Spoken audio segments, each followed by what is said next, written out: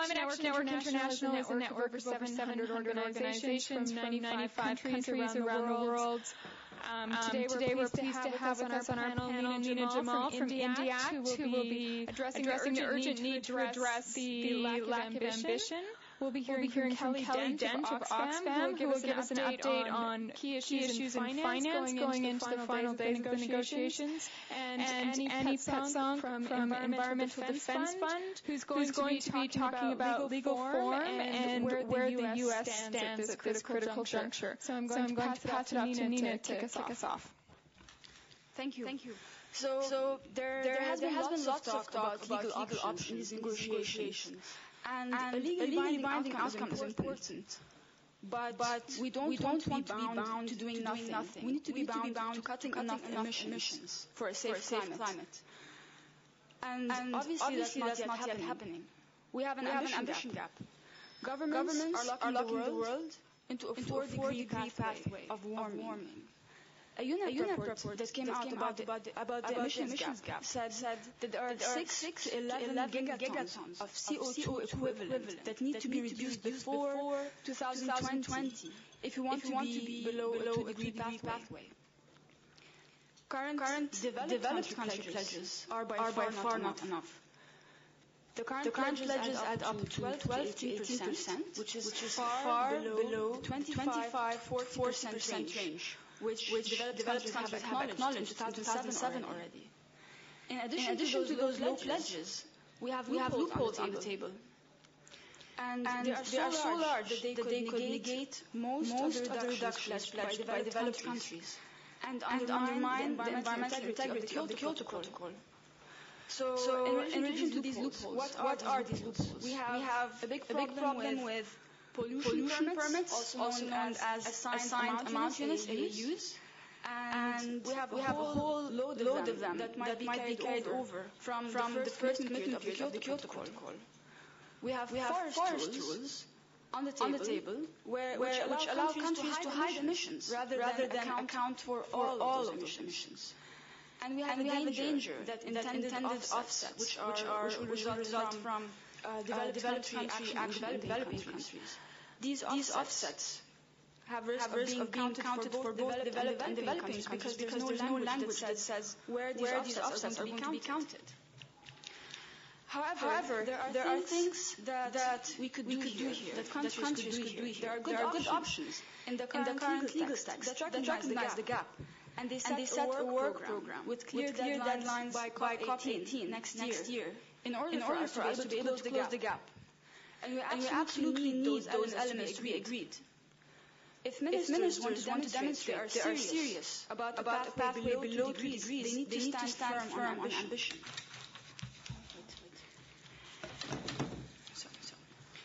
There are countries, however, that are against the good elements and are not interested in dealing with ambition. Also, something that ministers need to deal with. The US does not want to talk about ambition until after COP18 next year, until after the negotiations in Qatar. China wants to move the ambition gap discussion into the shared vision negotiations, the overarching discussions. And this will delay operational decisions, kicking action down the road as well. The EU is constructive, but modestly they're positive in this discussion and agree there's a problem, there's a gap, we need to close it. But they're not clear on whether they want ambition to be ratcheted up during the coming year. So they're currently pledging 20% reductions, which they're very far, which are by far too low. Staying below 2-degree pathway will require us to reduce emissions. In order for us, we need to peak by 2015 if we want to stay below 2-degree pathway. Countries agree they can address peaking. Discussions are, however, not moving in these negotiations because developing countries want to know first what this will mean for them in terms of action. And developed countries don't want to have that discussion because they currently have weak targets on the table. We need peaking by 2015 to be agreed now in Durban, while reassuring developing countries that all countries will do their fair share. And we need to set a process to address the sharing of effort rather than kick it down the road. Thank you. Kelly? Great. Good afternoon. So I think when we're talking about finance, we need to also see this as a part of the mitigation question. If we are to keep global warming below 2 degrees, developing countries and poor people in developing countries need support to develop, to continue to develop along low-carbon pathways and also to be able to adapt to the devastating impacts of climate change. The next 48 hours here in Durban, ministers have some critical decisions to make.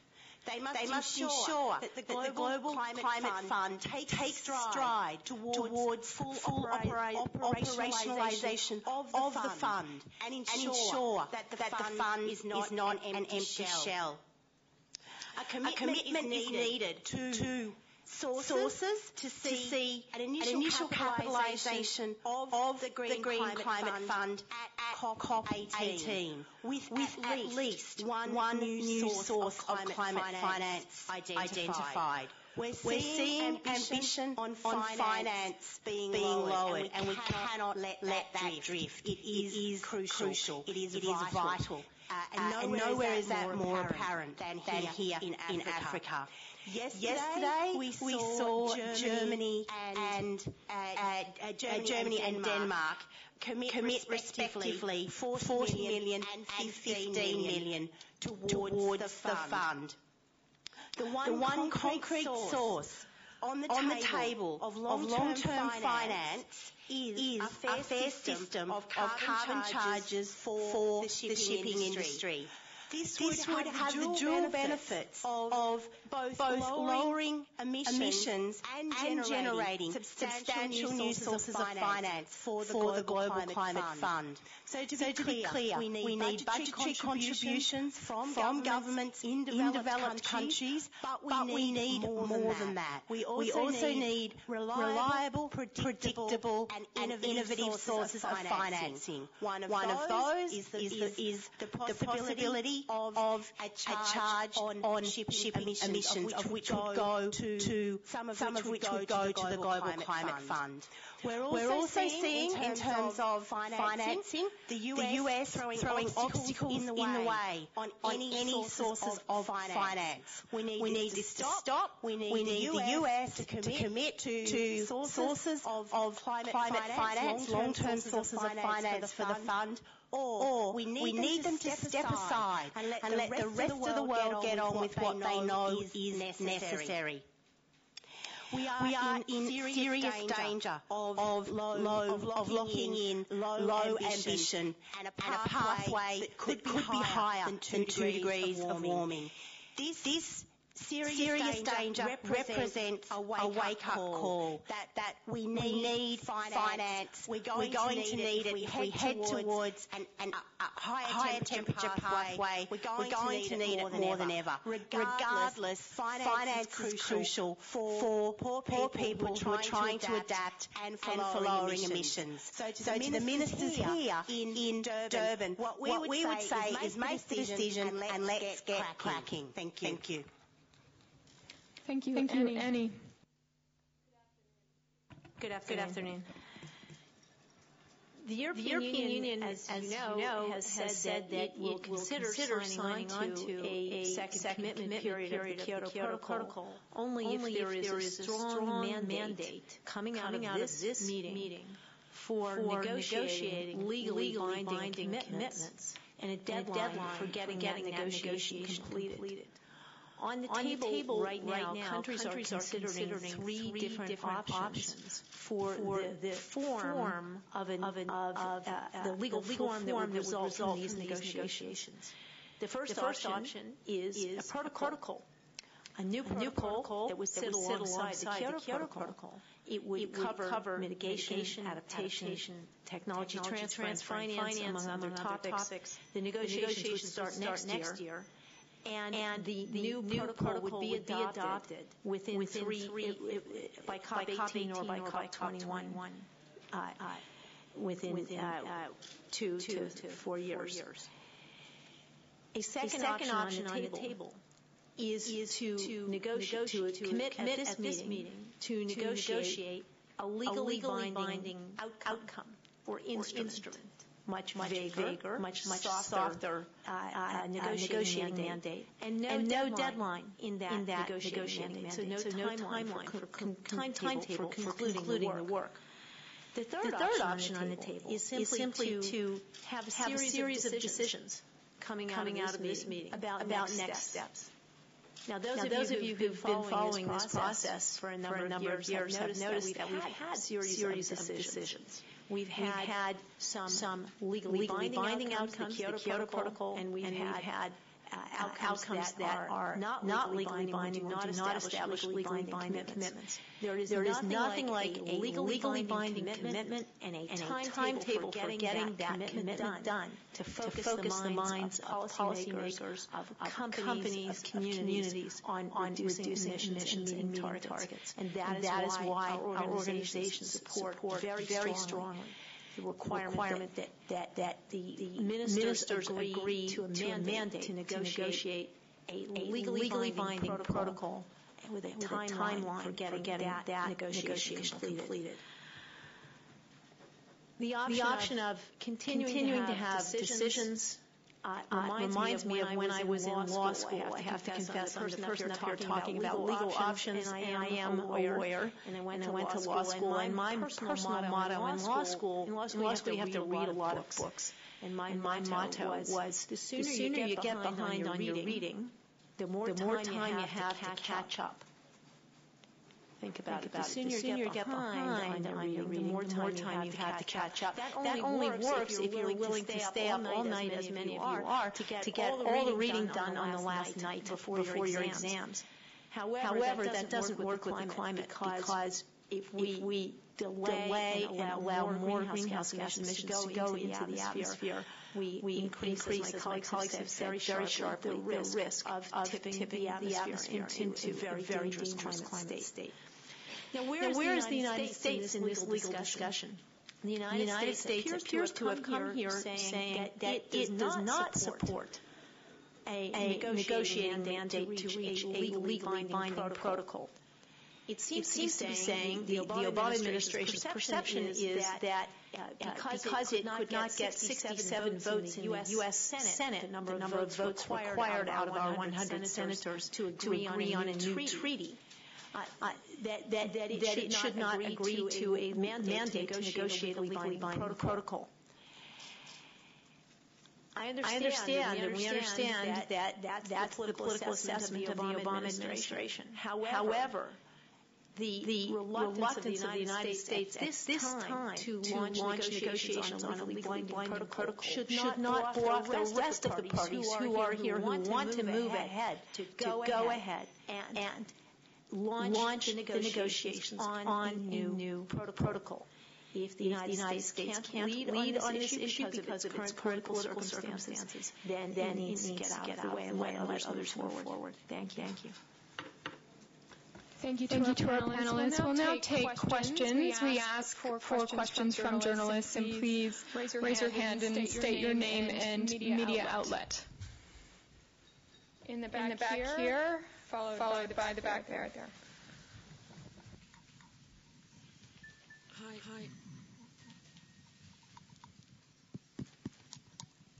Hi. Sue Lane from the States, South Africa.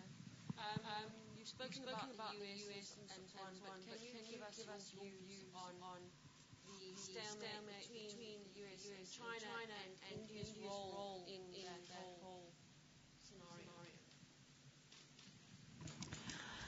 Thank you.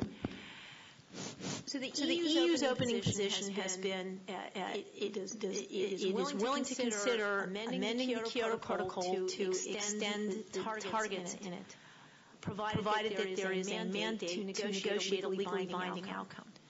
It specifically a protocol with a deadline for reaching agreement on the protocol. China has said that it has adopted a set of domestically binding climate actions, climate commitments, and that it is in principle willing to consider conducting negotiations that could lead to a legally binding outcome. It has mentioned a 2020 date, and it is not clear to me whether that 2020 date means a date for entry into force of the entire new agreement or of obligations for itself. But it has indicated here that it's this time not willing to take on binding obligations. At least that's the sense I've gotten from the public statements made by the Chinese. The United States has said no legally binding. It's not willing to sign up to a mandate to negotiate a legally binding protocol here. The Kyoto Protocol is just this blue document here. It doesn't vanish on December 31st, 2012. It continues to exist. And the question here is whether the parties can bridge the differences that I just described in order to find a way to bring the commitments that are in this protocol into the future and establish a legal instrument alongside it. There are a number of different possibilities for doing that. One possibility could be for a set of commitments, and this is being actively discussed among countries, for commitments which are internationally legally binding for those countries that adopt the quantified emission limitation and reduction commitments that you've heard about. And in particular for the industrialized countries listed in Annex 1 of the Convention on Climate Change. And for other countries to inscribe in that instrument their domestically binding commitments. And that is something that's under active discussion, whether that is enough in concept to get these countries to agree on negotiating, on adopting a mandate to negotiate a legally binding protocol. I don't know. I don't see the U.S. position changing here. In terms of its opposition to being in a mandate to negotiate a legally binding protocol. And so then the question will be whether other countries are willing to go forward here without the United States in terms of the protocol negotiations. And say to the United States, you might not be ready now. We'll go ahead and negotiate our protocol and then come in when you're ready. I didn't speak on India.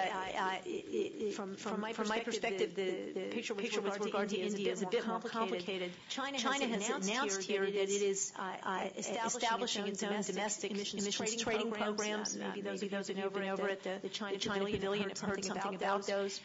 India is getting started with a different set of domestic programs. It is looking at some market-based mechanisms in terms of domestic programs. But whether it is ready to roll those domestic programs into something that would be part of a larger treaty is not at all clear at this juncture. Maybe some of my colleagues would like to comment on that with specifics with regard to India and China. I have a question in the back. Yes. I'm Nadia Hahn from Austrian Public Radio. This is a question to Oxfam. Do you think Europe is pushy enough, ambitious enough, or are they preoccupied with the euro crisis? Pushy enough for climate finance or to get a deal, an agreement under the Kyoto Protocol? Okay, sure. Okay. So I think that we've seen the EU here being willing to be a part of a coalition of ambition. What we need them to do in these next 48 hours is to show leadership, to keep the positions that they've got. We know that with them, AOSIS and the LDCs, the least developing countries, want a coalition of ambition, want to see a second commitment period of the Kyoto Protocol. They need to be actively reaching out to the emerging economies to make sure that is happening. In terms of financing, I think that we did see two European countries yesterday commit to money towards the Green Climate Fund. We obviously see that there is an economic crisis, but this is why, in addition to contributions from governments, this is why we need to see these long-term sources of reliable and predictable financing come on board. And there are indications that the EU is being supportive. We probably need them to do much more. We need a lot more support around perhaps the most viable form of long-term financing on the table right now, reliable, predictable, reduces emissions, potentially does generate some money for the Green Climate Fund, and that is a small price on emissions from shipping. So this would be a big step forward here in the last couple of days in Durban. Green shirt, right here. My name is Dries. I'm with Media 24 in South Africa. Two questions. The deadlock seemed to be continuing in the talks. Do you at the moment have hopes that we can avoid Kyoto gap after 2012 still? And secondly, do you have any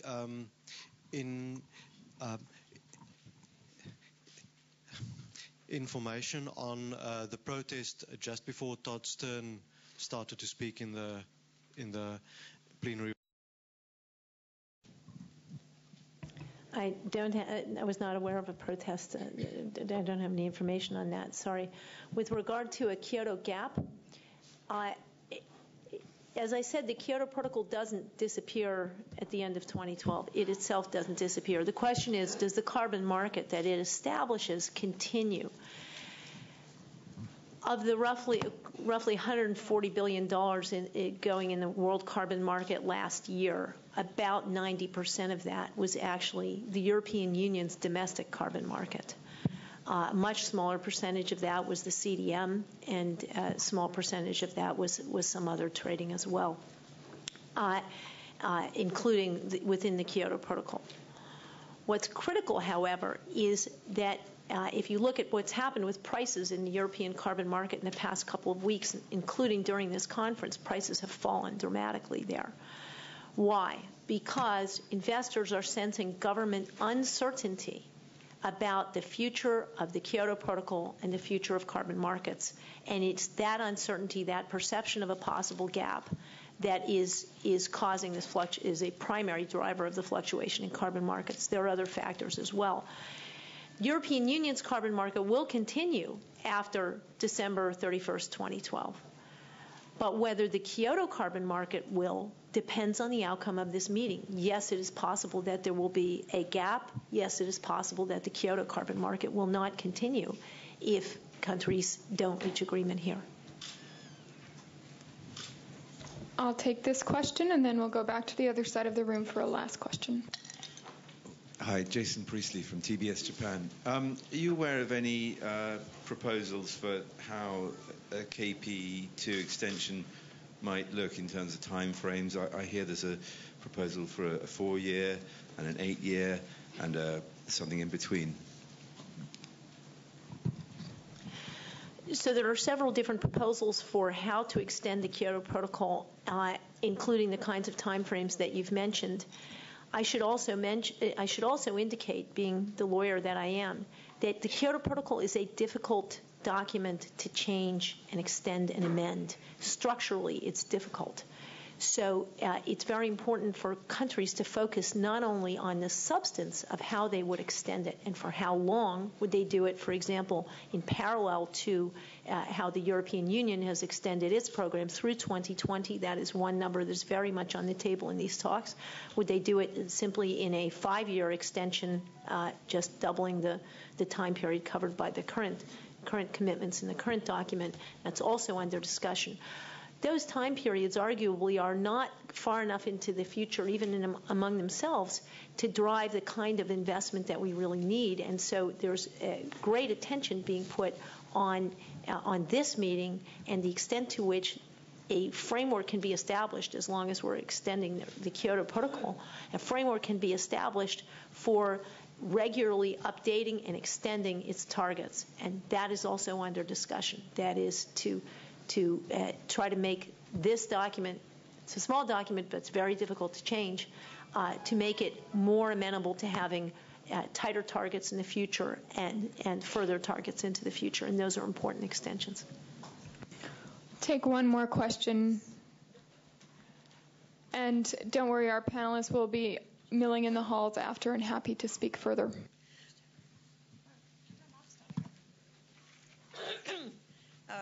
Sorry, I've got guitar. Vanya Walker-Lee, the Malta Business Weekly. My question is to Annie Petsank as a lawyer. There have been suggestions from a group of academics in the UK, in Oxford, and I'm sure that they're not the only ones, that you should look at another option, which is to use the Kyoto Protocol as the legal home, if you like, for mitigation commitments from non-Annex I countries. Do you think this is a viable idea? Did everyone hear the question? Okay. Can the Kyoto Protocol be the legal home for essentially what the conversations that is now going on under the LCA track? Does that mean I have to stop in mid-sentence? Yeah. Okay. I'm sorry. I have to stop in mid-sentence. The answer is maybe, but probably not if you want the United States to join it at some point in the future. Again, so sorry we had to cut that off. Our panelists will be in the hallway and available to take further questions. A reminder, we have Fossil of the Day at 6 p.m. at the Can I booth. And it's the last couple of days, so we guarantee some exciting fossils, and we hope to see you again here tomorrow at 12:30.